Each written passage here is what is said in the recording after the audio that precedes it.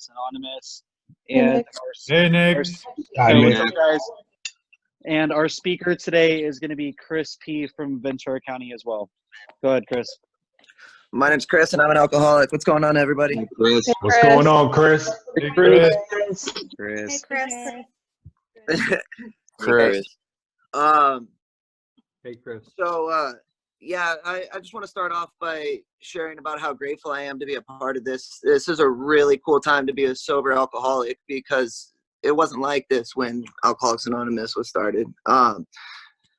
And now, rather than having to go find a phone book to be able to find a meeting to make it to, we could just open our phones and then get to a meeting right where we're at. And that's probably one of the coolest things that I could think of. So, I mean, a little bit about my story. I don't want to tell too much about my drinking and using, but I was raised very, very privileged. I was raised out here in Ventura, California. Warm weather. I spent the holidays on Maui. I learned to walk on Maui. I spent most of the year actually on vacation with my family. So I was raised in a great family.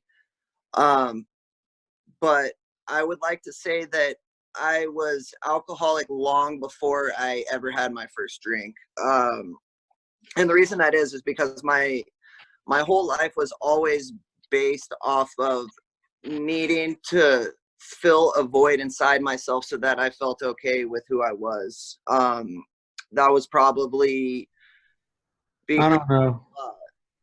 of the people that I was hanging around with. I was always, I'm not sure why I would hang around with people that I considered cooler than me or people that I considered better people than me. But I would, so that I could try to identify with them and I could try to be more like them. But because of that, I always had these self-esteem issues and I always had this inferiority complex that that made me always seek out more. Getting older, I started to I started to changed the way that I looked. I started to dye my hair at young ages. I started to gauge my ears. I started to put tattoos on my skin. I started to alter the way that I looked so that I could always try to feel a little bit better about myself until I found alcohol. I was 13 the first time I drank, and I was out on vacation. I was snowboarding with some friends, and I went and I stole a bottle. I stole a couple of bottles, and the first thing I drank was Jose Cuervo Gold Tequila, and it was absolutely disgusting. I mixed it with Gatorade, and it was absolutely disgusting, but I immediately felt what I was looking for in all those people that I was hanging out with that I considered cooler than me, all those people that I was hanging out with that was older than me. I found what I was looking for in all these body modifications. I just found that sense of inner peace. I found that sense of belonging. I found that sense of just comfort. And so I drank alcoholically the very first time that I drank. And I say this because I woke up with a very miserable hangover. But right when I woke up, I grabbed a pint of peppermint schnapps of all things, and I drank that no matter how sick I was feeling, or regardless of how sick I was feeling, I decided to put that peppermint schnapps in my body. And I just wanted to feel the way that I did the night before. And lo and behold, I did. The hangover went away, and there I was again. So anyways, this progressed into stealing bottles before school, and through middle school and high school, I was stealing bottles, and then I was going into the parking lot and behind the football fields, and I was drinking before I would go into school, before school would start. So even as a teenager, I was drinking first thing in the morning, going into to start school, and I would just show up and be a complete mess. And I mean, it's needless to say that my education didn't go too well, but I still had, I still kind of had ambition. I still wanted more for myself, but I just couldn't, I couldn't feel comfortable with myself without that alcohol in my system. I couldn't feel comfortable with myself without putting drugs in my body. I couldn't feel comfortable with myself without doing something to get outside of the feeling that I had inside my own head.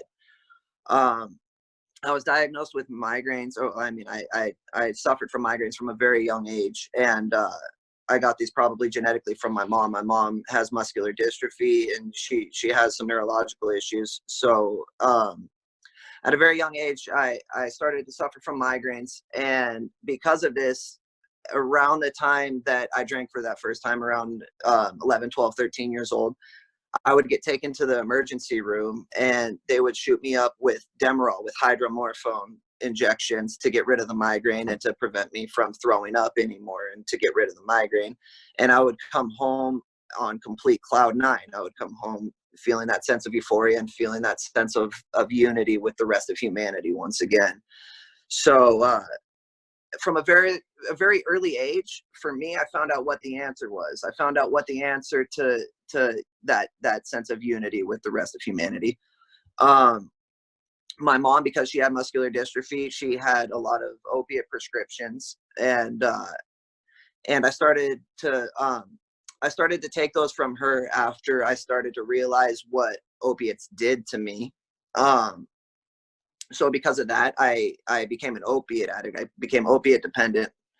And I'm waking up, getting drunk before school in high school, and I'm coming home from school and stealing opiates from my disabled mother. And I'm doing that on a daily basis until she starts realizing I start having to find them. And she starts hiding them a little better, and I start having to buy them off the streets.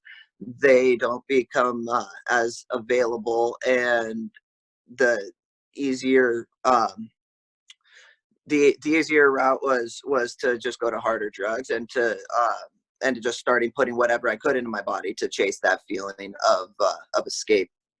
But anyways, this lasted a good few years until life just became completely unmanageable. I would try to get new jobs that just wouldn't work. I would try to continue education that just absolutely wouldn't go anywhere. And I just kept stealing from my family, and I kept ending up homeless, and I kept ending up getting arrested. And it just it wasn't any type of life for anybody, but I was okay with it. I was comfortable with it. And when I got sober, I didn't want to have the type of spiritual change in perception that I had.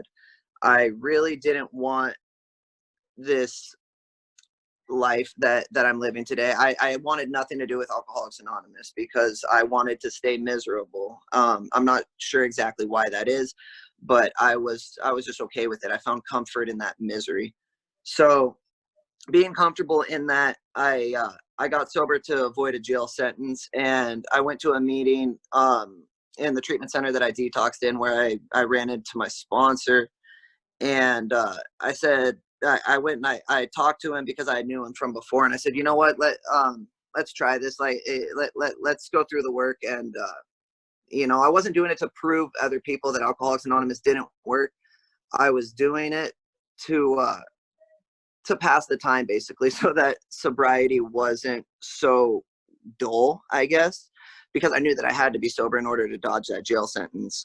I can't say when and where it happened, but as I began the work, something changed. And I like to say that when I first sat down with my sponsor and I started reading Bill's story, and I started identifying with the book and coming up with my relations to the literature this time around, I'd like to say that it was my sponsor's God working for me until I had my own.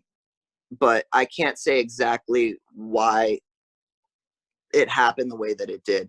But somewhere along the line, I just started enjoying what I was doing. I started enjoying identifying all these things about myself that made me act the way that I did. I started enjoying the concept of realization, of self-realization.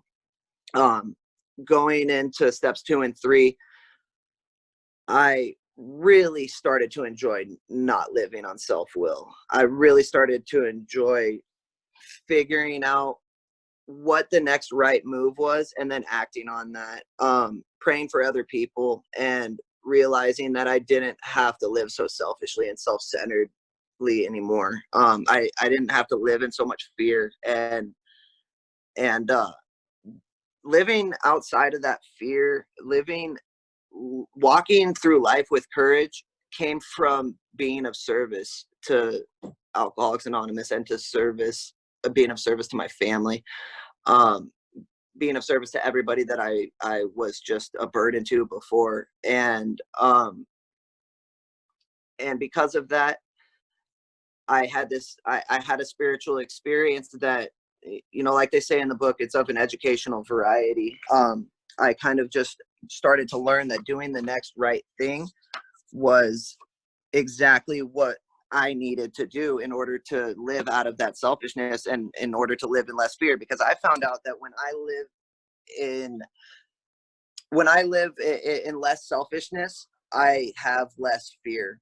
I don't have as much worry about what my next move is, because I know that I'll be helping another person, and hopefully it'll be another alcoholic.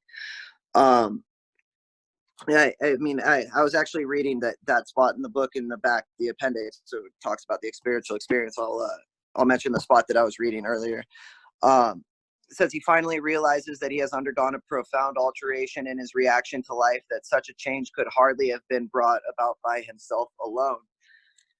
That's exactly how it was for me. Just these alterations in life that I started to experience, these alterations in the way that I perceived my life when I would wake up, the way that I would go about situations to be of service rather than trying to avoid them, rather than trying to think of excuses as to why I couldn't help somebody because I was living in so much self-centeredness. As I started to do that, I became less afraid of who I really was, and I became more okay with who I really was. And because of that, I've stayed sober. Because of that, I've been able to progress in recovery. I've been able to progress in my life, and I've been able to come that much closer to God. It talks about, it says most of us think the awareness of a power greater than ourselves is the existence of a spiritual experience. Our more religious members call it God consciousness. And that was where my spiritual experience happened. My spiritual experience happened when I started realizing that my motives weren't so self-centered anymore. My alcoholism wasn't based out of what I can do to continue getting what I thought was best for myself. It started to be based off of what I can do for even anybody that might not realize they need help. And I just, because of that, I feel that much closer to God, because that when I pray for opportunities to be of service. I pray for the opportunity to help another alcoholic. I pray for the opportunity to be of service to my family, to be the best son that my disabled mother could possibly have, rather than a burden that she has to keep an eye on, because the second she turns her head, I might be stealing her money or medication. I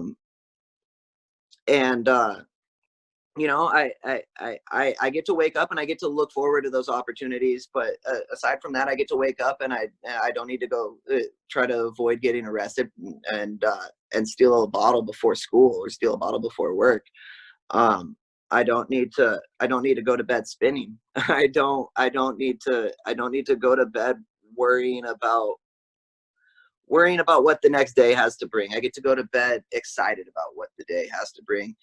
And most of it has to do with Alcoholics Anonymous, to be honest. Most of it has to do with being able to do things like this, being able to get on a meeting in my own room, but being able to speak in front of people around the country, possibly around the globe, who otherwise might be living in fear because of what's going on in the world, and wondering what their next move is, because they don't know what's going to happen with their country, or what's going to happen with their government, what's going to happen with their situation.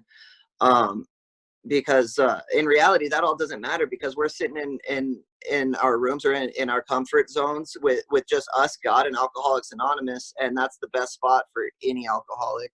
And you know, because of this program, I have the opportunity to share my experience and to share that blessing with all of you guys. And I mean, because of that, I'm really, really grateful. And like I said, I just think it's a really rad time to be a member of Alcoholics Anonymous right now, especially in this time of need. So, I mean, with that, I'd like to thank you all for having me, and everybody just stay safe and you know, stay close to God and your family right now, because this is when we all need each other. And in Alcoholics Anonymous, we have that have that sense of unity, and that's really awesome. So I'm really grateful for that. And thanks for letting me share. Thank you, Chris. Thanks, Chris. Let me figure out Thank how you to for sharing.